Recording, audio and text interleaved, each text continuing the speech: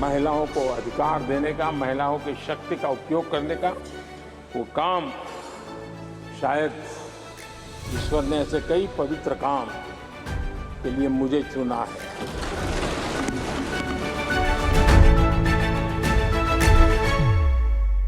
After over 2 decades since the idea was first mooted and several failed attempts, the Union government has introduced the Women's Reservation Bill in the Parliament.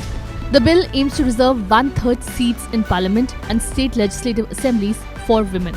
The Women's Reservation Bill states that it will come into effect post an exercise of delimitation which will be undertaken for this purpose after the relevant figures for the first census are taken. Also, the Act will be effective for a period of 15 years. In his address to the Lok Sabha in the new Parliament building, Prime Minister Narendra Modi said, नारी शक्ति वंदन अधिनियम, इसके माध्यम से हमारा लोकतंत्र और मजबूत होगा. Stressing on the government's commitment to get the bill passed and enacted, Prime Minister Modi said, I assure all the mothers, sisters and daughters of the nation that we are committed to making this bill into a law. The bill, according to the government, aims for the true empowerment of women and will allow women a bigger role in the decision-making process for the country. But already there are claims and counterclaims over who should get the credit for the bill. The Congress Sonia Gandhi said, this is our bill. स्त्री की भागीदारी तय करने वाला संविधान संशोधन मेरे जीवन साथी राजीव गांधी जी ही लाए थे. On the other hand, Union Law Minister Arjun Meghwal said, during the tenure of Manmohan Singh, the bill was introduced in the Rajya Sabha in 2008 instead of Lok Sabha. Congress has not had the intent to empower women.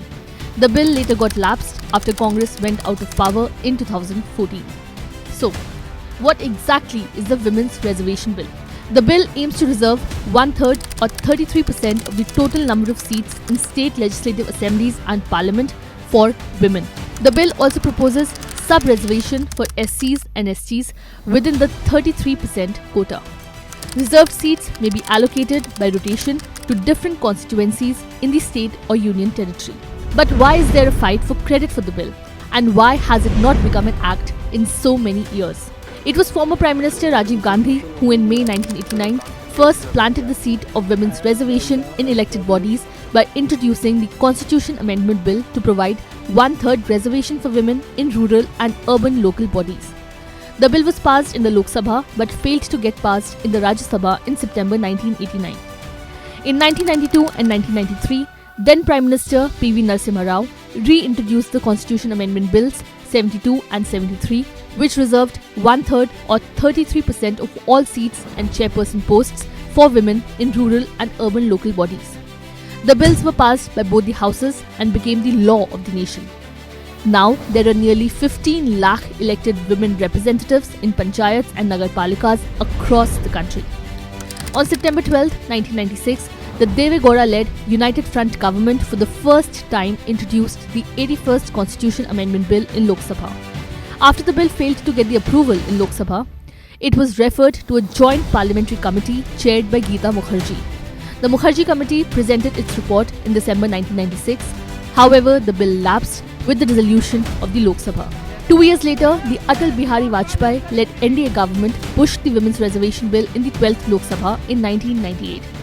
However, this time too, the bill failed to get support and lapsed again. It was subsequently reintroduced in 1999, 2002 and 2003 under the Vajpayee government, but with no success. 5 years later, the Women's Reservation Bill again gained some traction during the Manmohan Singh-led UPA government won. In 2004, the government included it in its Common Minimum Programme and finally tabled it on 6th May 2008, this time in the Rajya Sabha to prevent it from lapsing again. 5 of the 7 recommendations made by the 1996 Geeta Mukherjee Committee were included in this version of the bill. The legislation was sent to the Standing Committee on May 9, 2008. The Standing Committee presented its report on December 17, 2009. It got the stamp of approval from the Union Cabinet in February 2010.